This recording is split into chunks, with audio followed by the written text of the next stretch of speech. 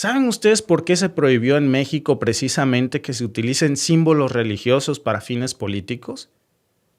Pues porque resultaba que en su momento nunca faltó el abusado, que usaba a la Iglesia Católica y a los símbolos religiosos de la Iglesia Católica con un fin político en específico.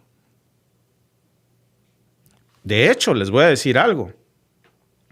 La independencia de México no se hubiese logrado sin un símbolo religioso. Nada hubiese movido a todo México, ni movido ni unido, si no hubiese sido un símbolo religioso. Yo se los he platicado muchas veces. La Virgen de Guadalupe. Si el cura Hidalgo no hubiese tomado el estandarte de la Virgen, la gente no lucha. Porque cuando lo tomó, la gente se sintió protegido por una causa divina. Era la Virgen de Guadalupe quien llamaba a la guerra, a la independencia, quien protegía esa guerra santa. Bueno, las primeras monedas que se acuñaron en México, después de la guerra de independencia, no tenían la imagen de Hidalgo, ni de Morelos. Tenían la imagen de la Virgen de Guadalupe. Con una inscripción muy poderosa decía, non fecit taliter omnis nationi. Nunca nadie hizo algo semejante por una nación, como la Virgen de Guadalupe. Su poder era tan grande, el de la asociación de símbolos religiosos, con guerras o causas políticas, que México dijo, nunca más. No se puede permitir que se utilicen símbolos religiosos para fines políticos. Y si ustedes se fijan, las peores guerras del mundo se han hecho con una justificación divina. Cuando no había una demarcación territorial, cuando no había una figura democrática de un presidente, un congreso, un parlamento, ¿quién dictaba las leyes? ¿Con autoridad de quién? Y entonces a alguien se le hizo fácil decir, autoridad divina. Y entonces traigo estas leyes que me las dio Dios. Y son las que... Oye, pero ¿yo por qué? Pues ya me lo dijo Dios. De hecho, vengo de que me las dictara. Mira, no te miento, aquí están. Cada cultura hizo lo mismo. Esto no fue invento de alguien. De hecho, la cultura mesopotamia fue la primera, precisamente de las primeras en sacar este tipo de leyes divinas. Cada cultura en diferentes lugares fue replicando esto. Incluso la figura del Tlatoani, antes de que llegaran los españoles, pues era precisamente una figura que tenía matices religiosos. Pero también en base a esto sirvió para un propósito. Dios era la figura divina de cada país, era lo que unificaba, era lo que legislaba, era lo que dictaba las normas. Se supone que habíamos superado eso y ya habíamos transitado a democracias y separado lo que es. Ahora sí que miren, voy a citar un ejemplo bíblico, ¿no? Al César lo que es de César y a Dios lo que es de Dios. No se mezcla la gimnasia con la magnesia. Y se supone que en todo esto, amigos, pues la ONU se había inventado para prevenir exactamente esto. Los exterminios religiosos, los genocidios, los exterminios étnicos. Y ahora pues resulta que le pusieron un candado, el famoso veto en el Consejo de Seguridad de la ONU, que es el que dijo Petro, que ustedes vieron. ¿Quién usó ese veto esta semana para bloquear un llamado urgente para que se parara la guerra en Palestina? Estados Unidos ejerció su facultad de veto para que sigan asesinando niños y bebés en Gaza y mujeres. Otra vez Estados Unidos. Ya van más de 35 vetos en los últimos años bloqueando resoluciones que podrían haber detenido crímenes de guerra de Israel. Dice Petro, hay que cambiar a la ONU a otro país porque encima la sede de la ONU está en Estados Unidos. Pues estamos jodidos. Y ellos tienen la facultad de veto. O sea, no es la ONU. Eso tiene dueño. No pasa nada en la ONU si Estados Unidos no quiere, para empezar, porque estamos en su casa y porque ellos tienen facultad de veto y lo que no les parezca no pasa nomás por sus pistolas. Oye, que todo el mundo, todos los países del mundo ya votamos que sí, pero yo digo que no y se chingan. Y háganle como quieran. Y dice Petro, la única solución entonces es hacer un ejército más poderoso que el de los Estados Unidos. Cuidado con esas palabras, Petro. Bien lo dijo, ¿eh? Hay que cambiar de sede porque yo ya no voy a poder regresar porque de seguro me van a quitar la visa. Y bueno, adivinen ustedes qué pasó. Estados Unidos revocó la visa del presidente de Colombia, Gustavo Petro, a quien acusa de actos temerarios e incendiarios durante una manifestación pro-palestina en Nueva York, al margen de su participación en la Asamblea General de Naciones Unidas. El Departamento de Estado indicó en un mensaje en X que el presidente colombiano se manifestó en las calles de Nueva York e hizo un llamado a los soldados estadounidenses a desobedecer órdenes y a incitar a la violencia, por lo que decidió cancelar la visa al mandatario. Petro participó el viernes en una manifestación pro-palestina junto al músico británico Roger Waters. Desde aquí, desde Nueva York, le pido a todos los soldados del ejército de los Estados Unidos no apuntar contra la humanidad sus fusiles. El mandatario ha dicho que tiene la ciudadanía italiana, por lo que no necesitaría un visado para entrar en Estados Unidos. Petro se encontraba en Nueva York para asistir a la Asamblea General de Naciones Unidas, donde reprendió duramente a la administración de Trump y pidió un procedimiento penal contra su homólogo estadounidense. La semana pasada, el gobierno de Trump retiró a Colombia la certificación como aliado en la lucha contra las drogas, pero no llegó a imponer sanciones económicas. Una fuente de la presidencia colombiana confirmó a la France Press que Petro estaba viajando vía aérea a Bogotá el viernes por la noche. Bueno, pues ahí lo tienen. Por cierto, el abuelo de Petro, Francesco Petro, pues era italiano. Y entonces, por este derecho de sangre, pues Petro tiene la ciudadanía italiana. Entonces, no creo además que le interese, porque este es su último año como presidente de Colombia, ante el Consejo de Seguridad de la ONU.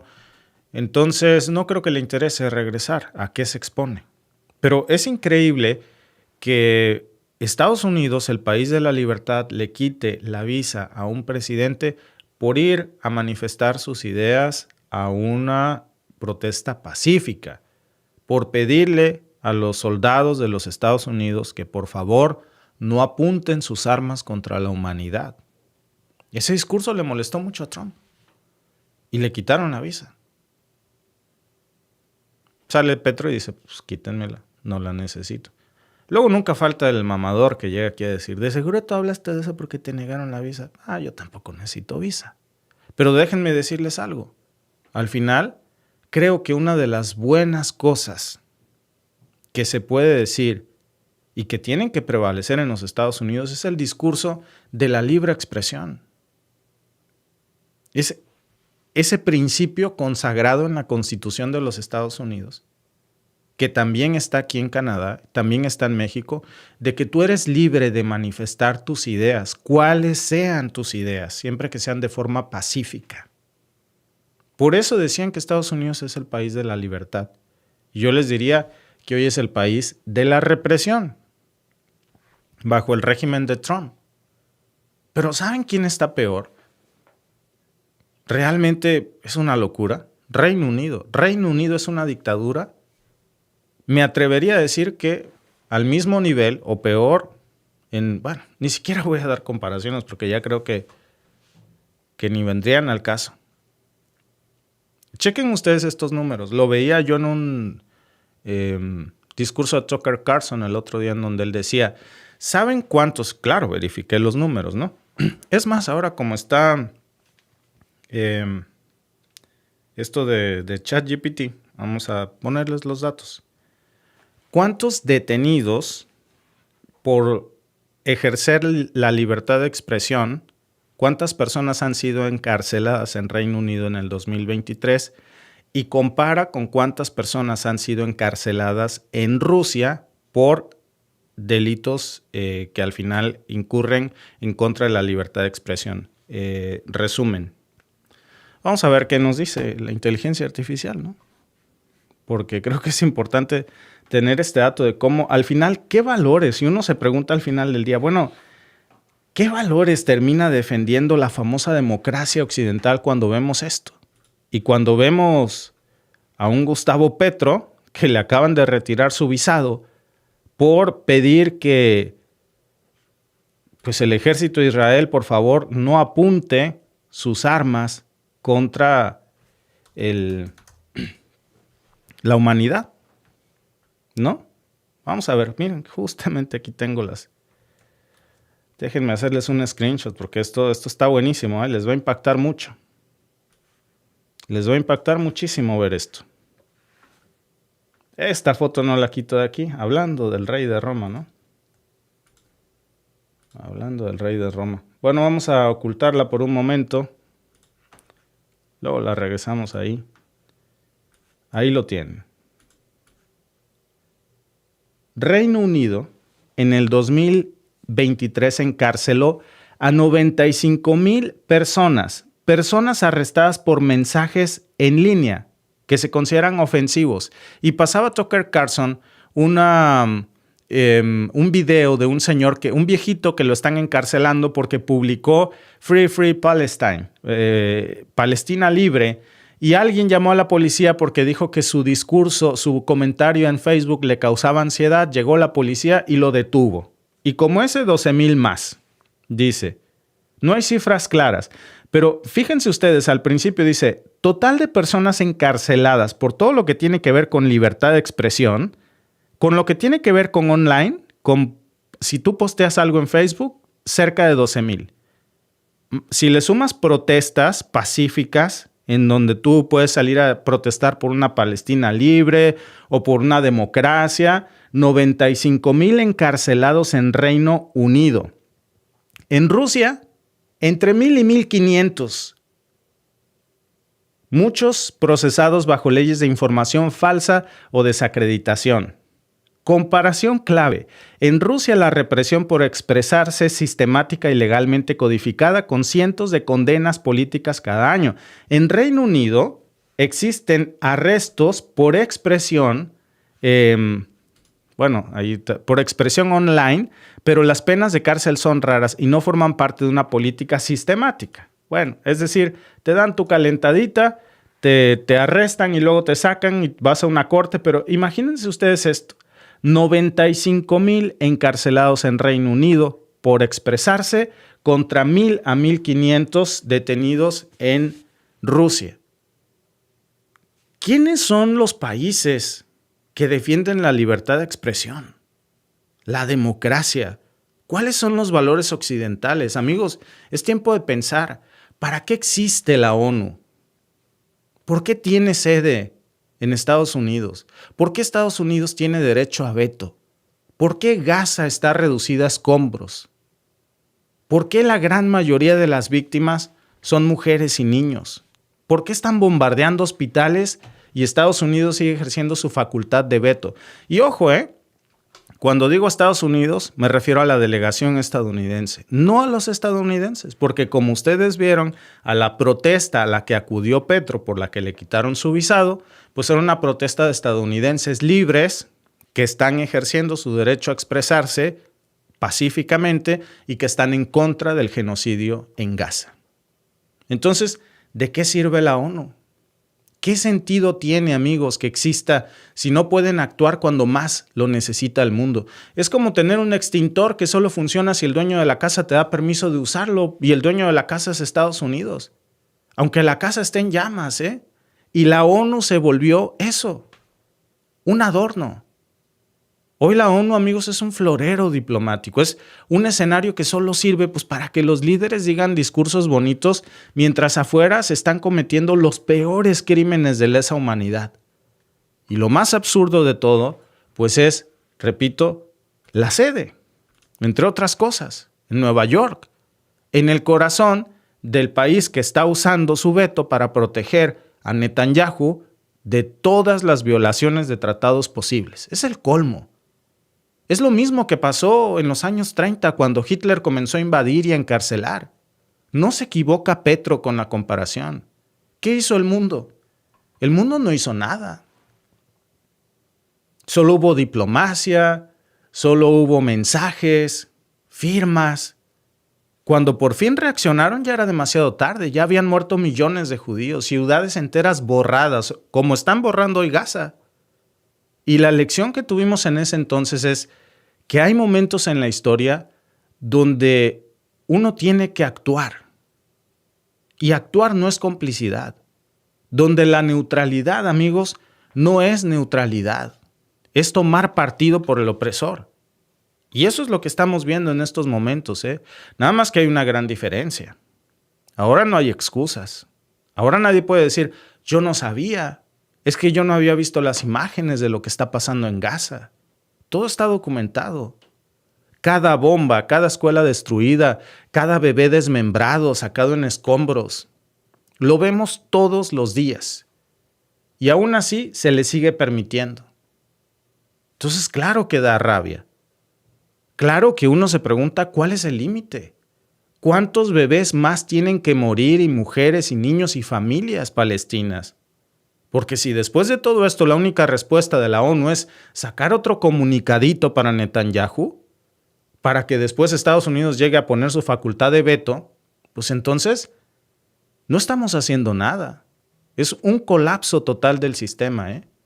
Yo creo que hay que decirlo con todas sus letras. Si la ONU no puede detener un genocidio en pleno siglo XXI, entonces la ONU no sirve para nada. ¿Y qué sigue? Pensar en lo que dice Petro. Crear un ejército de salvación del pueblo palestino. Como cuando se tuvo que parar a la Alemania del pintor austriaco. Antes de que borren a los pocos que quedan. No solo físicamente, culturalmente. ¿Por qué creen que Netanyahu dice que no va a permitir que exista un Estado palestino? Se trata de no reconocer su existencia, su identidad, sus culturas, su comida, su tradición, su danza, su música, nada que tenga que ver con la existencia de que jamás hubo, ahora sí que jamás con un J, existió un Estado palestino. Por eso están demoliendo mezquitas, por eso están tirando universidades, bombardeando bibliotecas, libros palestinos. Por eso están matando periodistas, médicos, estudiantes. Y lo están haciendo con el respaldo de la facultad de veto. Eso sí es una traición.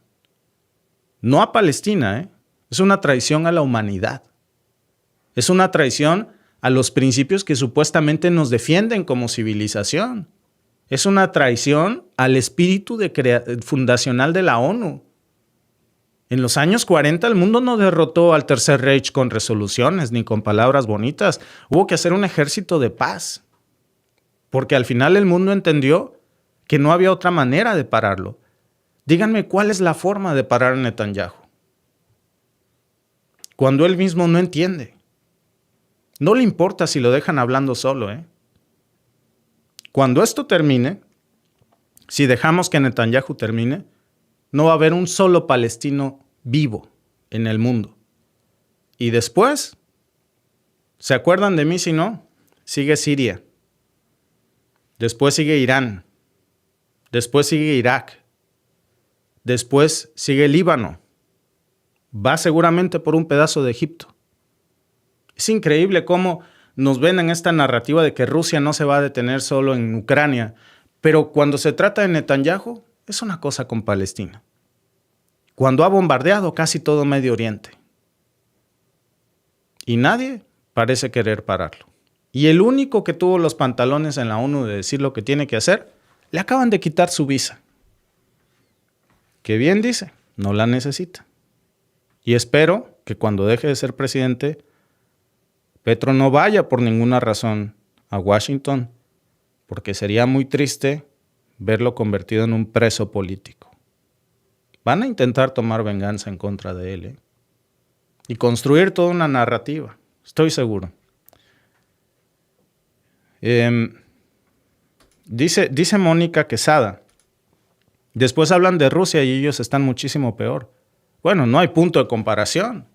Digo, ya quisiera Reino Unido tener la libertad de expresión que tiene Rusia.